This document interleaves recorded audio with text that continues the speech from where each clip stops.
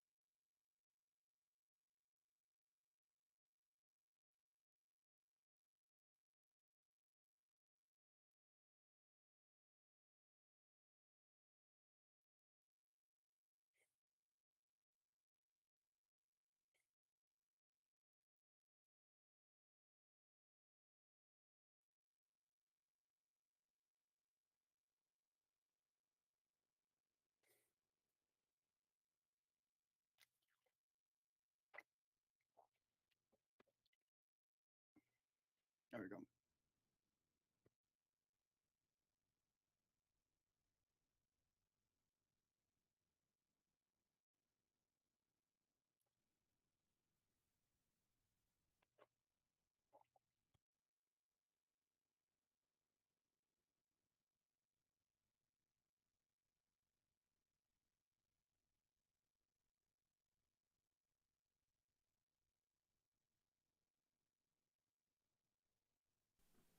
There we go.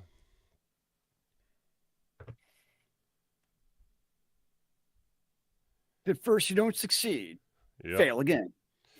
That's what I've been told, right?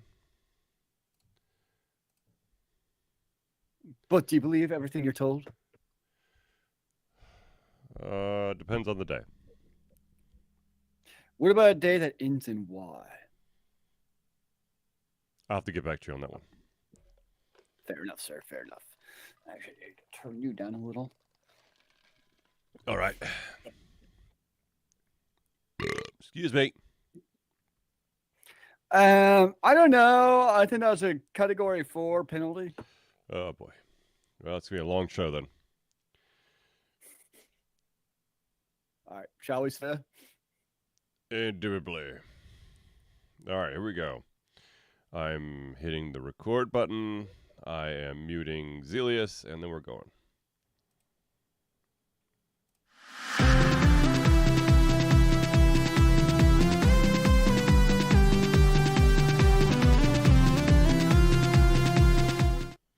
Hello, ladies and gentlemen, and welcome to another Dish Shelter Confusion Thursday Night Hangout. What's up? Do you know what? This is a beautiful Thursday night, sir. Because the first time in 3 weeks that we've had 3 our weeks Thursday Night indeed, sir. Hangout. Yes, because I can see on my G chat, on the last time you called me was February 9th. So Yes. it's been a while, sir. Yes. February. It's been a month?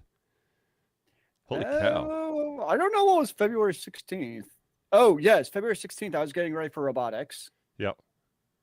The next week, I was in Colorado. Maybe I don't know. Whatever. Anyways, it's been a while. Life happened. Yes, life has happened.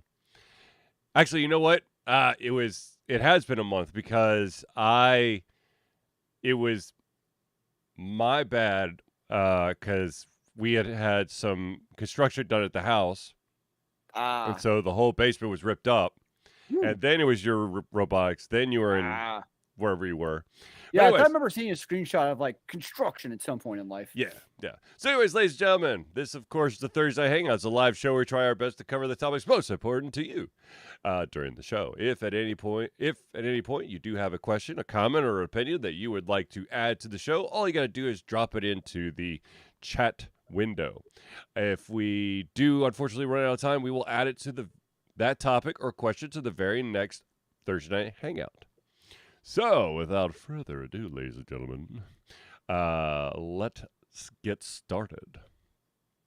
All right, so the first one is kind of this is kind of like a now ongoing topic, and that is that as technology, of course, has been improving, certain things have definitely started to get into the legal realm, and that, of course, is AI technologies.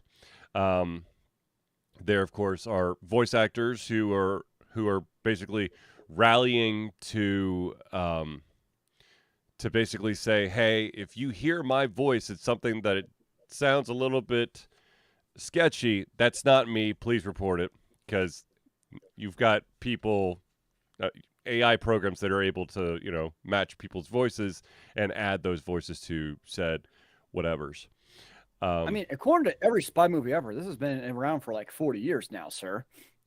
Yes, but now it's You collect like 10 syllables from the big CEO, and all of a sudden you can hack any system in the world. No, you just got to get all the keywords. My passcode is butterflies go on vacation. Ooh. Which, by the way, that is not my passcode. I don't know. How did you know my password, sir? I don't know. Anyways, so so AI technology. But the latest thing is that Paizo, which is the company behind Pathfinder and Starfinder, have decided to rework their contracts for freelancers. So, when they do like art commissions, or they do like campaign or story commissions, they want to honor the amount of blood, sweat, and tears that humans put into creating their product. So if you try to give them an AI created thing, that's a big no-no. What is their definition of AI created?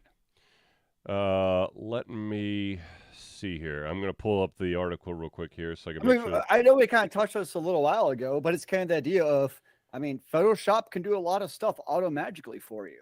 Right. So it's kind of like, when do you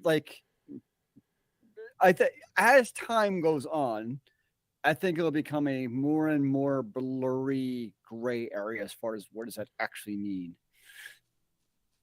Right. Is the only pure art form is if you're drawing it on a piece of watercolor paper?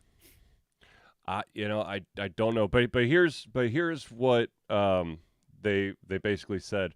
Over the last few months, the world has seen a huge upsurge in interest, use, and quality of algorithm-generated imagery and text. Since we launched the company in 2002, Paizo has made its reputation with the assistance of countless traditional artists and writers, who are just as integral to the success of our games as our in-house editors, art directors, designers, and developers. The ethical and legal issues surrounding AI art and writing prompt programs, and the serious threat they pose to the livelihoods of partners who have helped us get to where we are as a company, as we are today as a company, demand that we take a firm position against the use of this technology in Paizo products. In the coming days, Paizo will add new language to its creative contracts that stipulate that all work submitted to us for publication be created by a human. We will further add guidance to our Pathfinder and Starfinder Infinite Program FAQs, clarifying that AI-generated content is not permitted on either community content marketplaces. Our customers expect a human touch to our releases, and so long as the ethical and legal circumstances surrounding these programs remains murky and undefined, we are unwilling to associate our brands with the technology in any way. Stated plainly, when you buy a Paizo product, you can be sure that it is the work of human professionals who have spent years honing their craft to produce the best work we can. Pezzo will not use AI-generated creative work of any kind for the foreseeable future. We thank the human artists and writers who have been so integral to our success in the past, and we look forward to working with them for many years to come. So on your phone, when you Mhm. use a filter, is that AI? No, because because if it's your original art, okay, because see, now you're getting me into that gray area of why that artist got blackballed from all of the anime conventions because he was stealing other people's work and putting filters on. But if it's your own work and then you're applying, like a glossy filter to it, you still put in all that time to create that image. You're just basically, adding some After Effects to spruce it up or whatever. It'd be I like, disagree. I think it's AI still. It's if you're applying anything that you do not, you are now using a third party algorithm to completely affect your artwork. all right, I well, think it is now AI. if you want to go down that rabbit hole, Zelius, then all work, all written work has to be done, has to be edited by humans. You're not allowed to use spell check or Grammarly or any of those programs because it's AI fed to try to find an algorithm for better wording. Well, I would argue it the way that the Pathfinder company Pathos states it. I would argue that's exactly what they're saying, which is why I don't necessarily agree with the way they word it because of that exact reason. Well, I mean, Because you are right. Like, I know you are 100% right. Like, when you're using Grammarly, you're using artificial intelligence to definitely rewrite, for some people, a not insignificant amount of your work. right? No, and I think right. It'll be very interesting to see what the actual legalese is. I'm sure that they probably are taking some of what we're talking about into consideration. Because to be totally honest with you, any art program, the interpretation of your technology, that is an algorithm to make whatever you're drawing a reality on your computer. I want to see a company be like, from now on, you cannot use a computer to create it. You must actually handwrite your notes. We want to actually see them. Have a picture of your handwritten stories. The only way we'll accept it We going forward. need you to screen capture as you're writing. We need Oh, both. oh, that's artificial intelligence because it's now transcribing what you're writing into computer language. Fine. We will require you to record yourself via VHS cassette, which you have Yes, to mail in with your submission. now we're talking, sir. Go clear.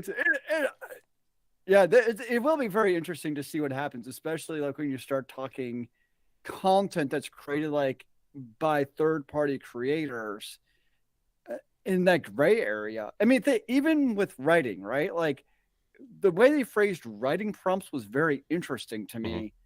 I know it was very hyperbolic with the filter. I totally No, get right, that. right. No, But when it comes to the writing prompt, that one actually makes me question. Because like, if I'm actually writing something, like a writing prompt to me is actually a very useful tool because it kind of gives, it's not like a writing prompt in my mind. It's not like writing the story. It's like giving me an idea. Okay. And then I springboard off of it. It's almost like the analogy to me of like, if you're writing a research paper, you go to Wikipedia and you're not using like Wikipedia as your source.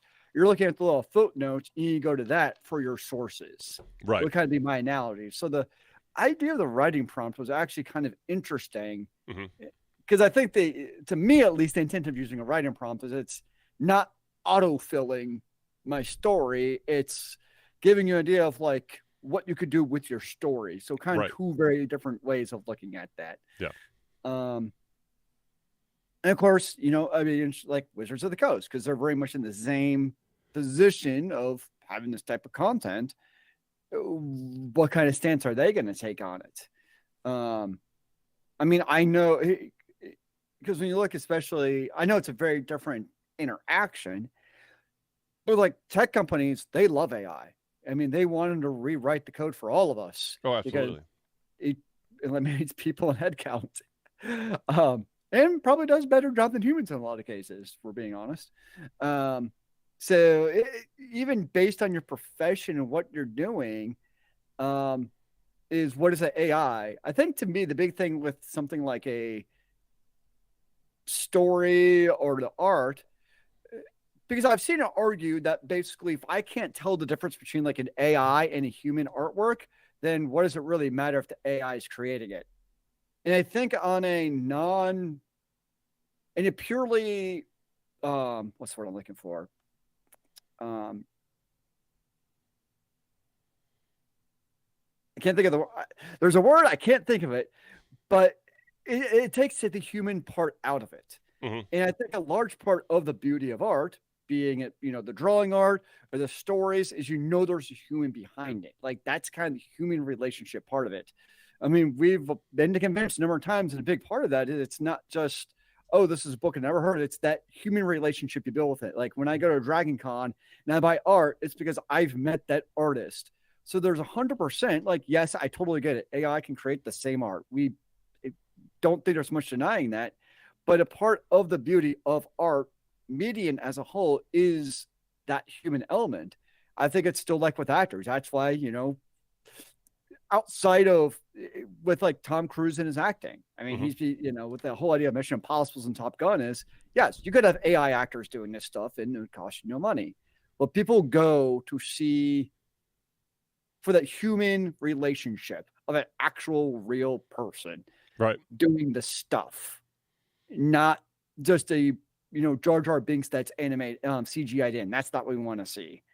So I think that's to me that's kind of the big thing with this whole AI is we still want that human face behind the art consumption that we're consuming. Right. Um, yeah, and we will see. The thing is that I've seen some of like the AI generated stuff. It's cool, but I also understand, that this is taking a huge chunk out of humans' pockets because people are able to like uh basically fast track shit with minimal effort. Well, so I wonder what happened like at conventions. Like, is there going to be like a litmus test to be like, do you actually draw? Because right now, like we go and we see artists, you're assuming that they are the ones drawing that or their friend drew it because that happens sometimes Right. and they're just there. But like you, we were pretty good faith understanding that like those artists are the one actually creating that content. And I wonder if there's going to be any kind of like from the convention owners or whatever, if there's going to be any kind of like, show me you actually made this going forward, or is it just going to be like whatever? Yeah.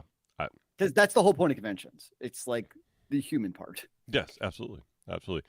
Speaking of which, a little bit of sad news about MomoCon. Um, Noodle Boy will not be there as he is moving to Utah. So, sad day. However, we'll try to find a way to get in contact with Noodle Boy and, have him do something. So, Oh, well, good for him. I mean, I've seen the news, and it's what he wants to do. So yeah, it's a huge, huge perk for him to move on to what he's doing. Will only lead to bigger and better things. exactly. Exactly. So, the next story that we have, Zelius actually posted this one for us. So, uh, Level 5, which has a ton of amazing games underneath their umbrella, has just released a trailer for a brand new Professor Layton. Um, I love me some Professor Layton. It's basically you have every Professor Layton game. There's a mystery in the center of it, and then you have to solve all these like logic puzzles in order to advance the story. This one, however, features more of his child sidekick than Professor Layton, at least in the trailer. The new Professor Layton is going to be called Professor Layton and the New World of Steam, which I will probably have to get whenever it is released. It is being developed for the Switch. which I'm trying to think. In the past, it's always been the Nintendo handheld. So this will be interesting to see it on the Switch. However, I don't think there's going to be like some huge leap between the 3DS version or the DS version and the Switch version. I mean, the beautiful thing though about the Professor Layton games is, I mean, they're cute graphics, but it's Yeah, about the gameplay. absolutely. So I think that's one of those games where, like, obviously you want it to look nice, Yeah, of course, but like you're playing it for, like you said, the puzzles and the gameplay. That's why you're playing right. those Professor Layton games. So Well, I think that's to be honest with you, I think the one improvement, and I, you know, I, it already really worked on the handhelds, was that you could probably get even more robust cutscenes in there, mm, which would be pretty cool as well. Though their art style isn't, it's not like processor maxing to begin with, but I'm excited. I want to see what they make, and I want to jump back into a Professor Layton game to exercise my brain muscles. oh, I know you will be getting into it, and it'll be glorious. Indubitably. So, but exciting news. I feel like there was a Layton game on the There's one on the iOS. yeah, but it wasn't really. It was like a Layton-esque game. It was like the Layton brothers or something. It's like Professor Layton, Herschel Layton's like brothers, and it wasn't really the same thing. It was just the kind of like puzzles. Not the true version. Yeah, not the this is, there's a mysterious thing that's going on. We have to solve it. That's what's at the top of the list. It's more of a here's some other puzzles we found. Yeah. So, okay. So many of you out there probably know that there is this thing called esports. Esports, of course, is basically individuals going into tournaments, playing certain games, and trying to win them for the big cash prize. First off, What kind of prize? I want prizes. first of all, I did not know that my alma mater, Winthrop University, they won the Rocket League title for the Big South Conference. So Nice. congratulations to Winthrop. But also, there has been some news that's come out about the latest Smash Brothers game, and for the competitive play, there is going to be one character that's going to be permabanned from all competitive play, and that is a DLC character by the name of Steve from Minecraft. Hmm. And the reason why is that there is some really weird glitches um, uh, with Steve, and I'm going to try to. Gosh darn it! I'm going to try to give you a little bit of breakdown here. So basically, the logistics of banning the strategy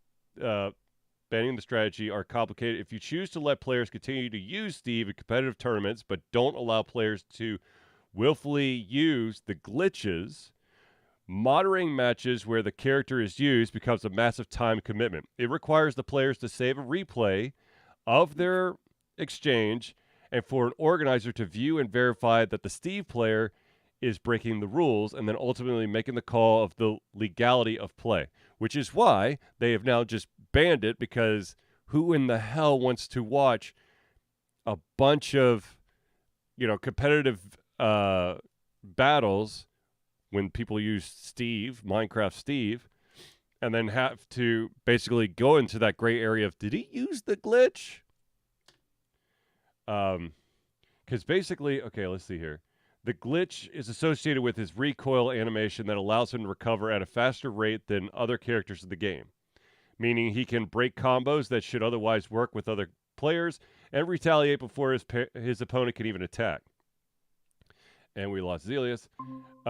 This isn't an intentional part of the character's toolset, but rather an unfortunate tech workaround that worked in the player's favor.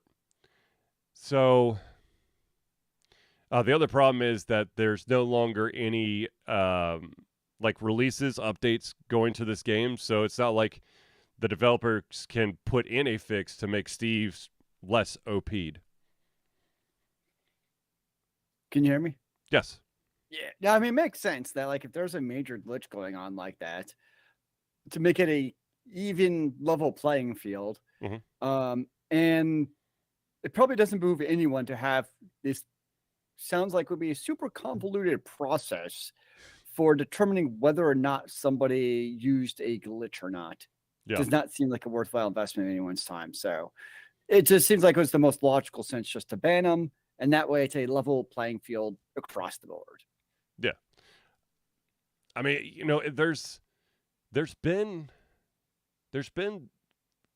I guess some character bans in other games simply because of like a new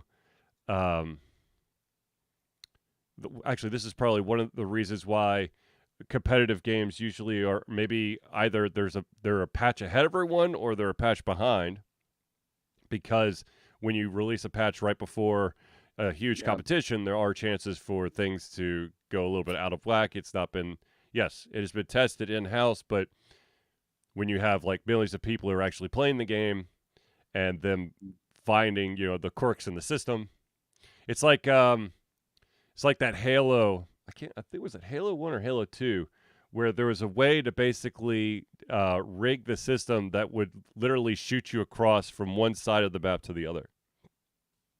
It sounds like a very useful skill. You're just really good at moving fast. Yeah, absolutely. Yeah, of course. I too can break the sound barrier as a human. Yes, of course. But of course. But to be honest with you, I don't think I think that's the one Smash character that I never actually purchased, because I just was like, wow, Steve from Minecraft. Why would I ever want Steve from Minecraft? I played Smash like once, so I'm not very helpful. I I was not very good.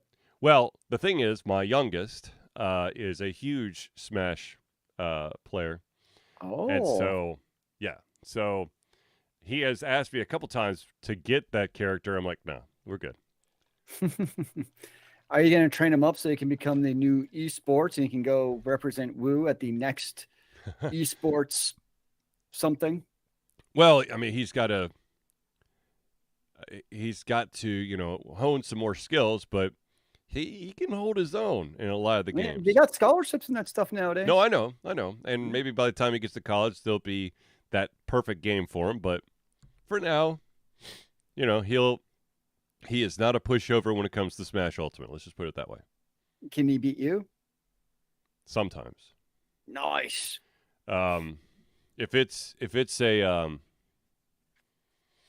if it's like a match where you've got infinite lives, then there is a chance that he could sneak by me. Oh, there you go. Mm-hmm. So, but yeah, banned character. All right. So, as many of you know, HBO Max had this huge like cutting of a ton of shows.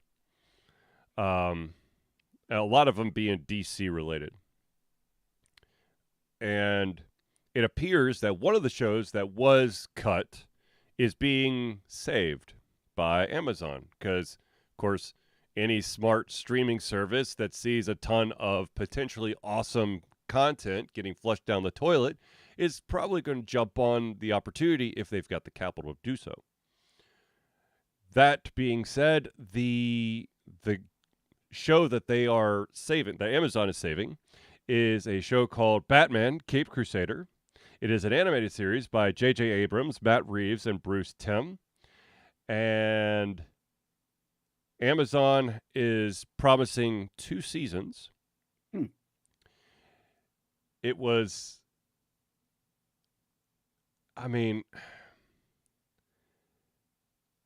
HBO Max is just, that whole debacle has just killed things. I feel like that's a lot of streaming right now.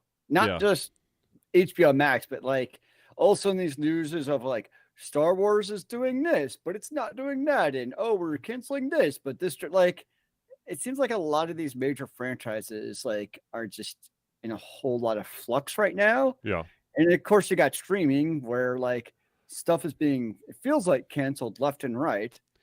But I do feel like you mentioned, which I love the idea of, Hmm. where Amazon's like, yeah, we're going to do 2 seasons, and we've definitely entered that zone Hmm. with Netflix, where nobody watches the first season because they know it's going to be canceled, and we've talked about it's the perpetual cycle.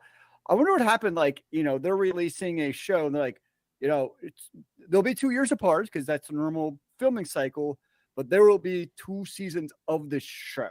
Hmm. Like me, that would actually incentivize me a lot more to watch that first season. Right. Be like, oh, sweet. I know it's going to be around. I will watch that because I know I could stick around for it. They're probably not going to do that because now you have a CEO or some exec has to, commit a lot of dollars that they're not going to because then they lose their bonuses. Um, but to me, that would definitely incentivize me to watch some of these shows. I just kind of skip otherwise. And I totally understand. Speaking of Amazon Prime, the show. Oh my gosh! Now, of course, I just Vox Machina Yep. from Critical Role. I just watched the second season. Actually, I watched the first season over just so that I could remember everything, and then I watched the second season, and it's still good. It's literally what what a bunch of like voice actors and actresses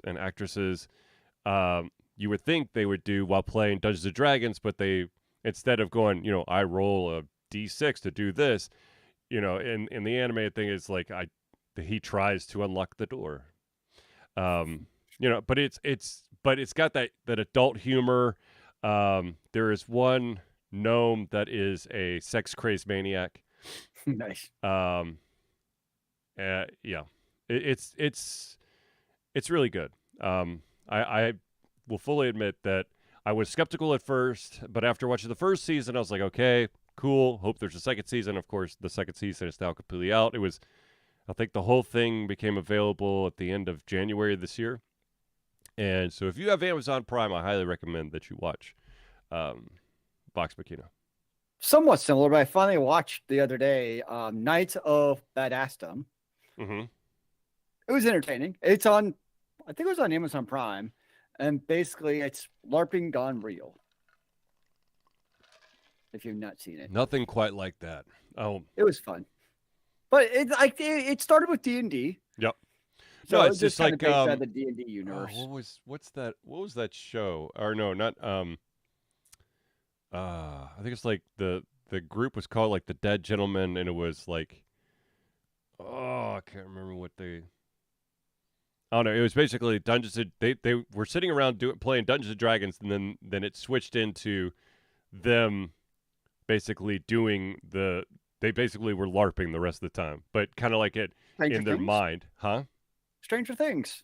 No, not Stranger Things, but I know that's not what you meant. uh, I don't know. I'm seeing if I can pull it up real quick here. It's just called The Gamers. Hmm. The Gamers, Dorkness Rising, which is the second one. So Not to be confused with the gamer with Jake Gyllenhaal. was that Gyllenhaal? I thought that was Gerard Butler. Oh, sorry, the other generic big white guy. All right, Gerard Butler. You're That probably right. that was that was something. I mean, it wasn't a bad movie. No, but it wasn't like I've got to watch this like a bajillion times. It was not Sure. a classic, a It was a masterpiece. movie. Huh? It was a movie. Yes, it was a I movie. mean, it's worth a one watch. Yes. Yes. That would be one of those rent it or stream it for free on a service, don't buy it. Which unfortunately I bought it back then. So I think there's actually only like 2 movies coming out in the next year I actually care about seeing in the theaters live. I'm trying to think if there's anything that's really screaming at me. Mission Maybe. Impossible 7 Uh-huh. and John Wick 4. Okay, I could see John Wick 4. I have completely dropped out of watching Mission Impossible. it's just too much now. I can't do it. It's over the top. But it's actually well done. Like it's well done over the topness is how I would put it. I enjoy it a lot. I I would, think it's better than Bond well, that's at this point. well, the thing is like all these movies that have gotten like deep into like the sequels, it's just, I'm like, okay. Well, then you have Fast X. Jesus, why? From street racers stealing DVD players to super spies flying into space in their vehicles. Yeah. Yeah. Yeah. I don't, good Lord. Just when you go watch any Fast and Furious, just remove your brain at the door and you'll enjoy it much more. It's not going to make sense. I don't The think it's laws made of any physics do not sense apply. since Tokyo Drift. Yep, that's about right. Well, even the second one is when I remember they had a car going off a ramp and landing on a boat. Of course. That happens all the time, Zelius. I mean, that is how I got home tonight, but still, I'm kind of awesome. I don't expect other people to be able to do the same thing. Touche, sir. Touche. I will allow you your awesomeness with no rebuttal. But No anyways, rebuttal needed. It speaks for itself. exactly. All right, ladies and gentlemen, we want to pause just real quick to thank all these amazing people who help Alter Confusion be the best that they can be. And so we have some friends of the show that we want to give some shout outs to. The first friend of the show that we've got to give a shout out to is the Indie Cluster. The Indie Cluster is an organization of independent game developers that want to gain exposure by being involved in the community. They collectively journey to popular conferences as a traveling booth to help gain attention for their games. They make partnerships in local communities to bring games to the mainstream mindset. They highlight local, unusual, and rare concepts to challenge the paradigm of the common. They also host events to teach kids and minority groups about game development to hopefully one day enter the industry themselves. For more information, go to indiecluster.com. Now, we alluded earlier that this gentleman is on his way to Utah, but that doesn't mean he's no longer a supporter of Alter Confusion. That, of course, is Noodle Boy Media. Founded in 2015 by Andrew Tran, Noodle Boy Media, previously Wet Kid 47 Media, is your choice for professional photo shoots and panel recordings at conventions. They pride themselves in providing a high level of professionalism, top-notch experiences, and quality services. If you want more information and to view their full list of services, check out facebook.com/noodleboymedia. Oh my gosh, it helps if I actually did the freaking image. Good job, Charlie. Fall down your job. We got the chat message. We're halfway there. There you go. That's Noodle Boy Media's logo. Okay, now moving on. The next one is Hero Chiropractic. Hero Chiropractic is a unique healthcare practice set up by Ryan Moore. The company's focus to elevate a patient's experience of freedom, creative expression, and joy. They believe that everyone can be a hero and has incredible heroic potential inside themselves waiting to be unleashed. Hero Chiropractic focuses on mobile chiropractic care in the greater Atlanta area. They're committed to healing clients by creating a plan of action uniquely suited for each person. They make that plan of action as convenient and affordable as possible, and most importantly, suited to your individual needs. If you want more information, go to herochiropractic.com. Now, the next one we got to do is the gentleman who helped us out of a maybe legal bind because all of our music magically became copyrighted overnight. That, of course, is Crosspad Creative. Need a new logo or want to work on a full branding and content strategy? Or maybe you need music or audio for your content, just like Alter Confusion? Crosspad Creative offers a whole host of solutions for individuals and small businesses. Just email Josh at crosspadcreative@gmail.com and see what he can do for you.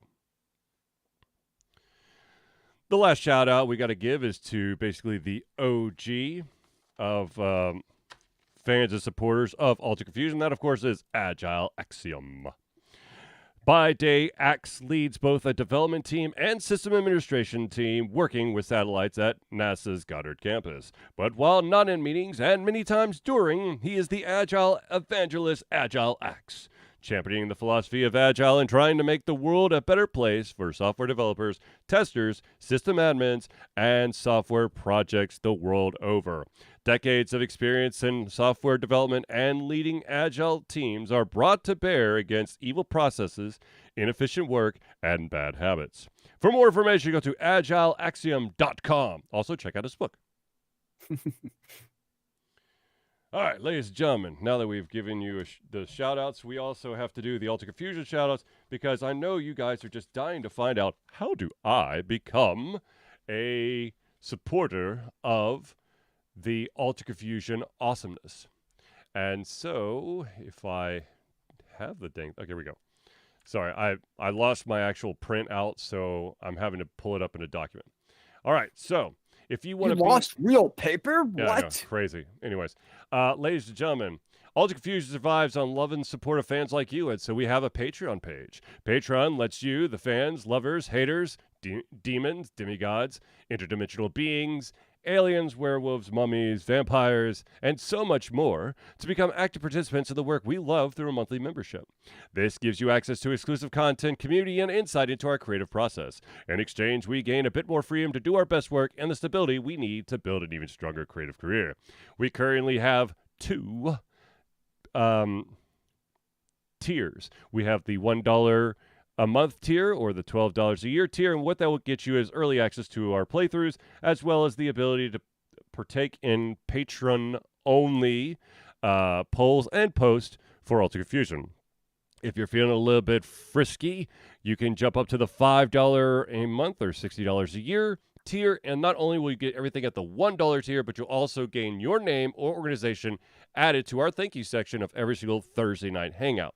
So if you want to be a patron today, all you got to do is go to Patreon. That's patreon.com/altered confusion. Now, I will say that we did change up the billing method. Instead of you signing up and then getting billed at the end of the month, Patreon has changed their ways. And so as soon as you say, I pledge this, it immediately takes that money for the first month. So you're immediately paying instead of at the end of the month. So just a heads up for that, for those who are on the fence. If you feel like, I do want to do the $5, but I'm not sure if I'm ready for it, but you still want to be a patron, you can sign up at the $1 level and it will automatically hit the $1. And then if you want more, you can, of course, push it up to the $5 level next month. Nice. Now, ladies and gentlemen, Ultra Confusion is happy to report that for the 12th year straight, I think. Are we at 12 so many now? years? I think it's 12, isn't it? I can't remember. Anyways, Ultra Confusion is proud to say that we once again are going to be fundraising for Extra Life.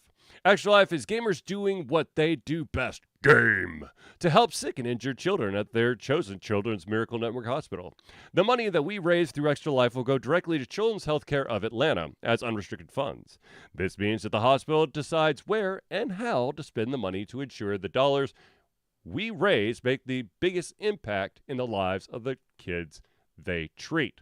So if you have the capacity to donate, please go to extra-life.org and search for Altered Confusion. Yes.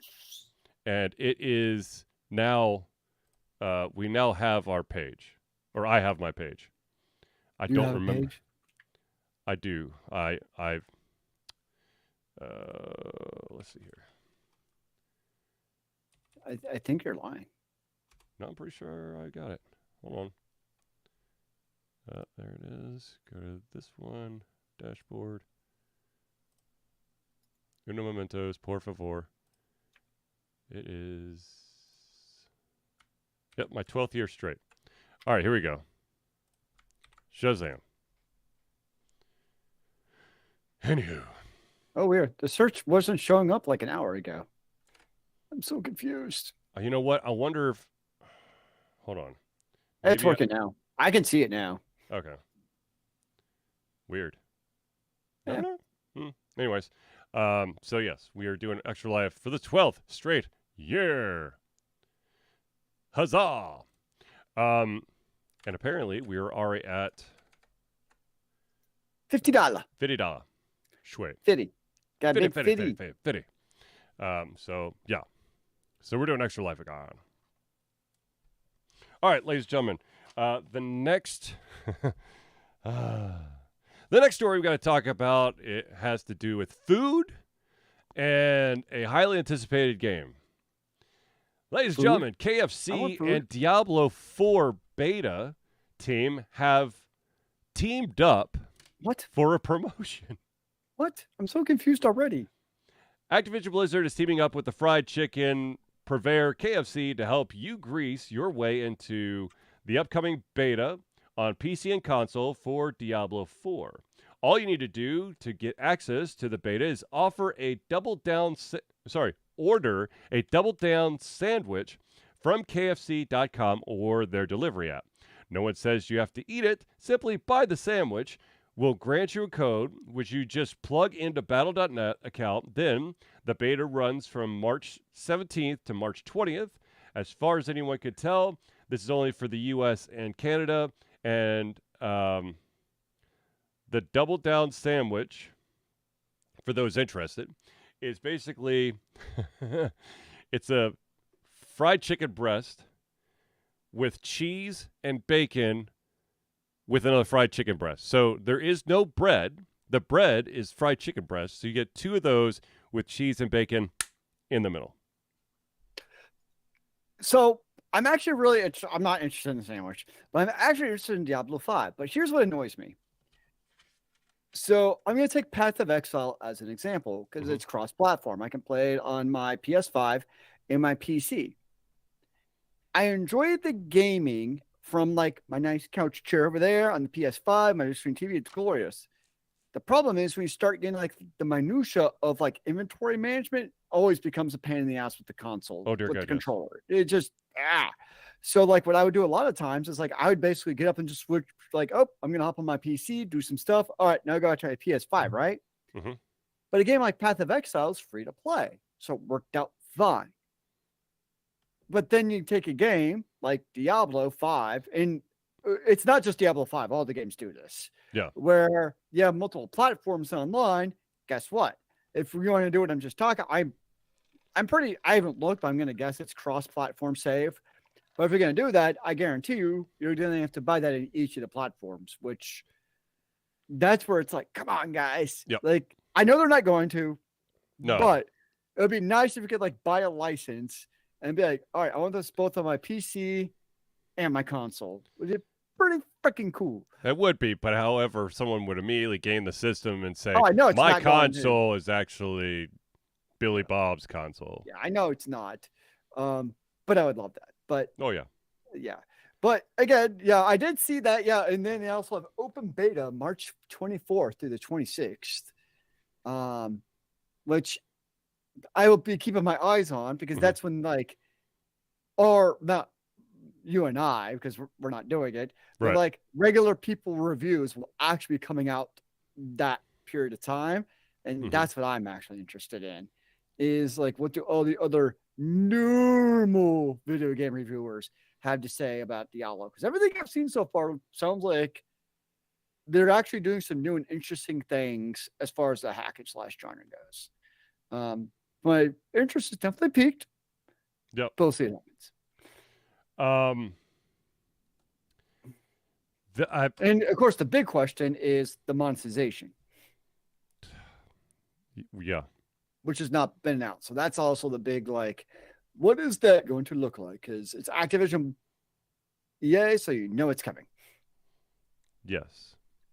Now that I remember that we really did do any shows last month, there was a story that was posted mid-February that I do want to kind of circle back on, and that is that it has been announced that there will be a Telltale game, so basically episodic game, based on The Expanse, the TV series, which of course the TV series, not the books, right? Well, actually, so they are different, right? No, it's going to be the game is going to be centered around Kamina Drummer. Okay. So it's from the TV series. Well, she was in the books too, but I Right. don't No, think but much. you're also got the voice actress. Oh, cool. Yep. So or I actually, thought she was sorry. one of those. Did you watch the TV series? So I watched a little bit of it, and then when um, I always get so confused between because there was two shows that came out about the same time, and I watched a little bit of The Expanse, but I also watched Dark Matter. Uh, yeah. And so No, I could see that. I could see that. So it's kind of jumbled in my head. I need to go back and watch The Expanse because I think didn't Amazon Prime pick up The Expanse to like finish off the series? It went through 5 seasons on Amazon Prime, Oh well, there you go. Well, shit, and I've also watched Dark Matter too. I'm way behind. Let's just put it that way. Um, So I feel like Amina Drummer is one of those who like she wasn't really around much in the first season or two ish. I feel like she became a very popular fan character, mhm.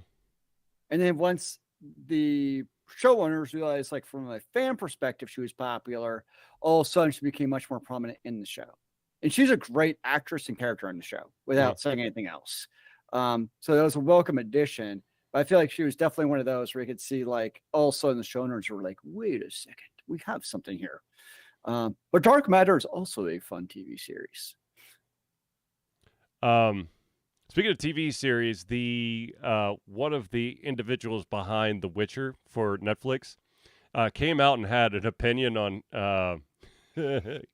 Cavill, basically saying he was beyond annoying to work with because he was like an overly fanboy, annoying with his critiques, which we kind of knew. We knew that he was a super Witcher fanboy, but now someone in a position of power has finally said, yeah, he was difficult to work with because he was so much of a fanboy. Do we even have to comment on this? Because I'm just gonna like punch my screen I in know. anger. I know. It makes me so angry. Just Yes. just the sheer disconnect between like people sitting up in their ivory towers in basically reality. It's just mind-boggling. Oh, I totally agree. Yeah. And that's the thing. It's just Mhm. like everyone hears that and they're like, yeah, that was the whole point of him being in the show. Mhm. I'm sorry, you wanted a disinterest actor to play your lead role? Okay. I have a feeling that's probably what most showrunners and directors want because they want to be the czar of the show. They want to be the name, and the actor is just there to fulfill the director or showrunner's whims, not the other way around. Well, yeah. Anyways. That's what it feels like, unfortunately, sometimes. But of course, we will have Warhammer 40K with Henry Cavill coming out Sometime in eventually. The future. Yeah. To circle back real quick, the Expanse of Telltale game, it is supposed to be released summer of 2023. So later this year. I thought Telltale was the one that shut down. So Telltale did shut down. However, their properties still exist. I want to say Gearbox? Somebody bought up their property and has continued So they're releasing Expanse under the Telltale name because it's a known name. Quantity, yep. But it's not the actual original company. No. Okay. Yeah. That makes sense. Yeah. I mean, it doesn't, but it does. Right. Well, it makes financial business sense.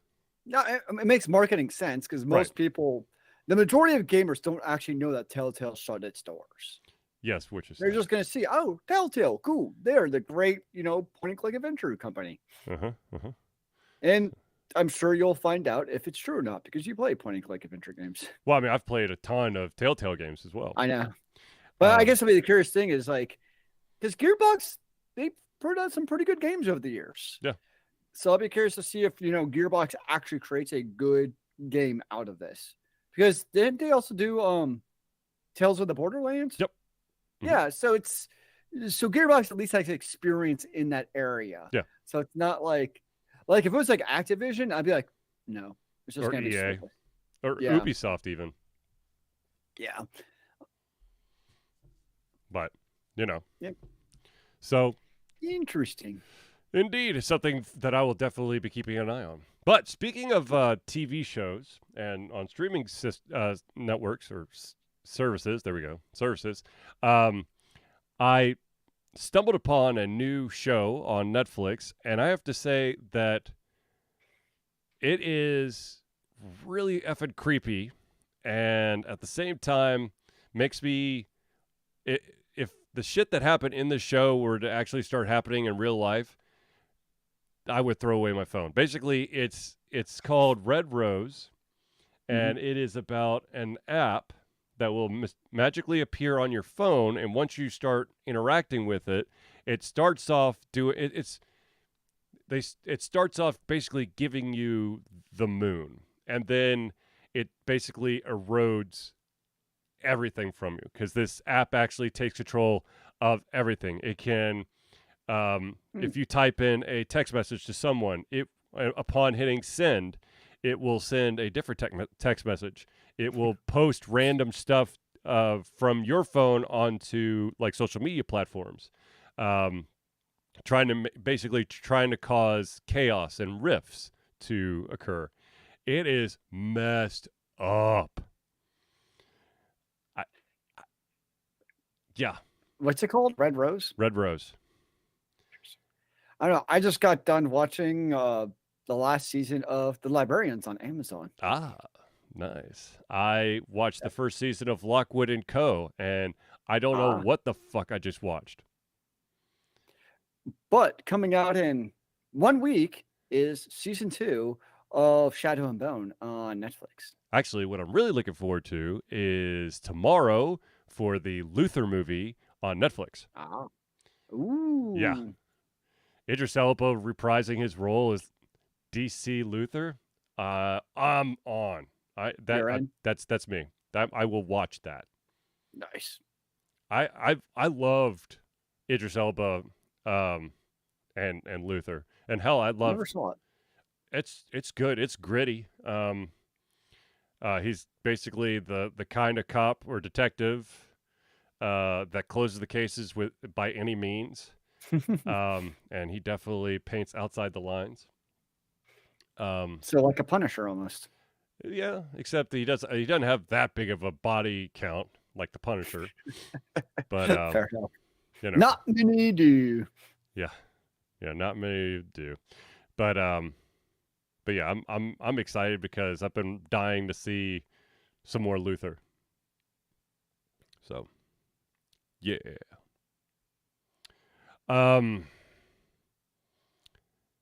Let's see here. We started a little bit late, so okay, we'll have one more topic and then we'll wrap it up. The final topic has to do with collectible card games. Collectible card games, be it the traditional cards that you're actually holding in your hands, or the basically the digital card game. Now, as many of you know, with collectible card games, the physical ones, when changes had to be made to cards, they had to literally just reprint them, and you would have to randomly get them in the in your booster pack, or if you buy a new deck. Of course, with digital cards, the developer can literally just upload or update the entire thing and change everything on the fly. So my question for you, Zelius, is which version or which way of things would you enjoy the most in a collectible card game? Well, I mean, the card game one is tricky. The physical card game one is tricky because remember when we would go to like Magic tournaments, they would have rules based on the editions because, to your point, you could have certain card combinations that basically ruin the game. They're basically hacks. So there's definitely, they had like banned card list, and then they also had like certain generations were like the only ones allowed for certain tournaments. And I don't play a lot of online CCGs, but I imagine it's not too dissimilar. Where I'm guessing some of like the tournaments and stuff, like you could probably only use cards from certain generations of cards. Is that true for like Legends of Runeterra? Like, No, they literally will rewrite the card. well, I think that's different. Okay, so think of like Magic the Gathering, right? Yep. Let's just go back to Magic, and like Yep. you and I are playing, right? Yeah. Well, like I could still have my old like OG, you know, alpha beta cards with original text, and that's what's going to play because that's what I have. Like Mm-hmm. I have my $10,000 card, but by God, I'm gonna play it and hopefully you don't spill your beer on it. I don't care. Mm-hmm. But it's a little bit interesting though with electronic CCG games because like people are paying for what was probably that original intent of that card. Mm-hmm. Sometimes a not insignificant amount of money, and now all of a sudden your competitive advantage from that card gets changed by the developer. That's a tricky one because it's like I get it. Like you have to update for competitive balance, especially if it like ruins the game for all the other players. Yeah. But I mean, a little bit of me is like, I don't know, like if you want to ban the like, it's almost like you could do like a Magic. You just like open format, bring your cards, we don't give a shit. mm-hmm. And like if you had the original card that you got, you can bring that with the original text. Right. You know, it's kind of like it would be like physical cards, right? The way you originally had it, that's the way you had it. Or maybe the players presented with an option for like this card stays the original format that you can use like against playing against the AI or like open formats, or you can choose to update to the new version. It's like a one choice option or something. Mm-hmm. I don't know. I that's a tough one when they're changing that card. They are probably going to its original format. But I guess it's not really, if you think about it, like too dissimilar from a game like any MOBA. And Well, you yeah, think about it, like absolutely. they're always making balance changes to your favorite characters Mm-hmm. that you didn't want them to, Mm-hmm. but they're doing it for competitive balance reasons, and it's a PvP game. So in a way, it's not too dissimilar from that style. Right. Where you're not gonna have like multiple versions of the same character running around. I mean, you're right. I mean, I think that it is kind of fun to have like the older version of the cards that you know that combined with other cards makes like uber powerful. Like there, going way back in time, there's a swamp card called Frozen Shade. And Oh in yeah. the early ones, you could pay one swamp, and the Frozen Shade would increase +1/+1. And in later versions, they did +1/+1 till end of turn. So It was like you wanted one swamp to do it. It was like super exactly, cheap. and so you could have this uber powerful Frozen Shade after a while, or you could have the wussy version, which you could pump it up a little bit, but then you would lose all of it the very next turn. Yeah. And that's kind of what I mean. Like, you know, if you're going to a tournament, you're obviously not going to use the original, which No. I get. But if you're just playing around with your friends, then cool.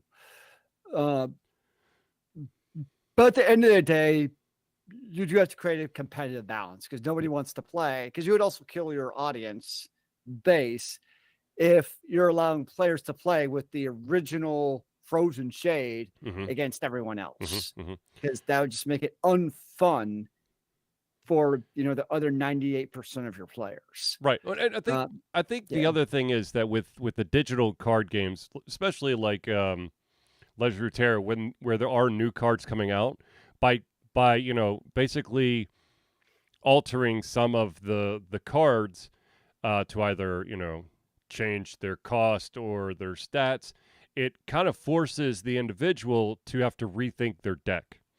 And so that kind of increases the chance that an individual will try a more wider variety of cards. Yep. Instead of Yeah, kind of update the meta. It's Yeah. like we see in. I mean, remember how long we were lambasting Overwatch 2, or Overwatch 1, I should say, because like it was the same characters with the same abilities and the same everything. It became stale. Yep. I suppose it'd be no different than CCG if everything was just the same. So, yeah, I mean, I guess at the end of the day, it makes sense that they would update all the cards. But there's a little bit like I almost wish they could almost do like, you know, you update the card. There's almost like a marking on the card, so you play it. It's like, yeah, I had the original. Mm-hmm. Kind of like in Magic, where like the art you can tell by like what edition, was that based on the art style was Right. always kind of cool to see. Right. No, for those out there who want to know the first killer combo that was truly 100% outlawed in competitive Magic the Gathering tournaments, you would be a black card and an artifact.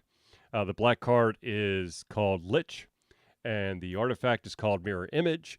Lich takes you down to 0 health, and as long as Lich is in play, you cannot die.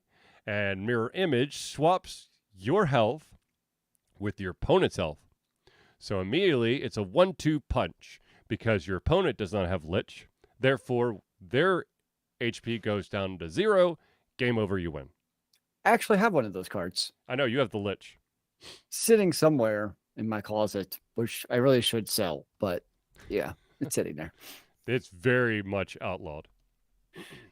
That was one of those cards where, like, I really wonder, like, what the card creators were thinking when they came up with that card, because it's super unique. Because if I remember right, like, I haven't looked at the card in years. It basically swaps your health and mana and mana. Yeah. So that was like the idea. If like your mana ran out, that's how you basically could still lose the game.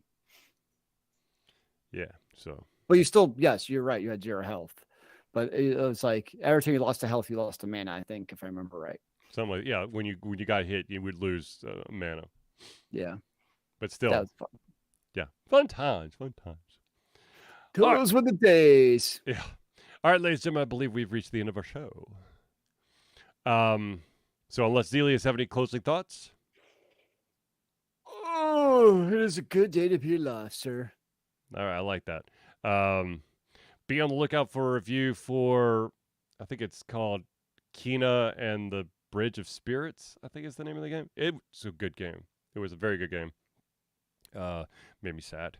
Anyways, but until then, ladies and gentlemen, thank you for tuning in to the Ultra Confusion Thursday Night Hangout. For myself, Charlie, and Zelia, it's been a pleasure getting ready to come our heads, our mouths, and of course, our hearts. We'll be back next Thursday for another Ultra Confusion Thursday Night Hangout.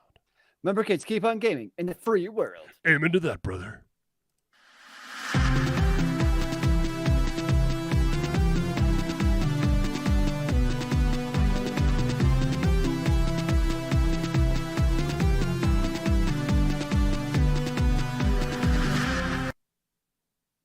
Ta-da's! We did it! We made it! We're on the other side! And my camera just went completely out of focus.